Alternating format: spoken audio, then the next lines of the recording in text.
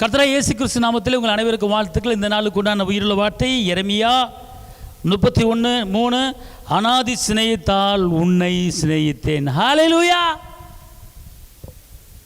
யாரு நேசித்தால் என்ன, யாரு நேசிக்க விட்டால் என்ன, கர்த்தர் சொல்றார், நான் உன்னை நேசிக்கிறேன். இன்னைக்கு அனையர் அவனை ரொம்ப நேசிச்சான், ஆனால் அம்மனை விட்டுட்டு போயிட்டான். எங்கள் அப்பா அம்மா நேசித்தாங்க, இப்போ கண்டுக்க மாட்டுறாங்க. கவலைப்படாதீங்க.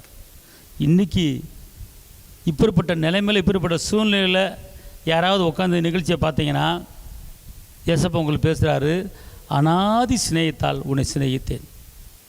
அநாதி சிநேகம் என்றால் யாருமே நேசிக்க முடியாத, யாருமே சிநேகிக்க முடியாத ஒரு உறுதியான, ஒரு ஸ்ட்ராங்காக, நான் உன்னை வலுவாக உன் மேல் அன்பு வச்சு உன்னை நேசிக்கிறேன். இந்த உலகத்து முடிவு வரைந்தும் சகல நாட்களிலும் உன் கூட இருந்து உன்னை கரம் பிடிச்சு நடத்துவேன், நான் உனக்கு போதும் அப்படின்னு சொல்கிறார். அதனால் இன்றைக்கி ரொம்ப நாளாக நேசிக்கிட்டு இருந்தவங்க என்னை அம்மோன்னு விட்டுட்டு போயிட்டாங்க, அவங்க எனக்கு இருக்காங்கன்னு நினச்சேன், இப்போ கண்டுக்கல அப்படின்றீங்களா? யார் கண்டுக்கிட்டாலும், யார் கண்டுக்காவிட்டாலும் கவலைப்படாதீங்க.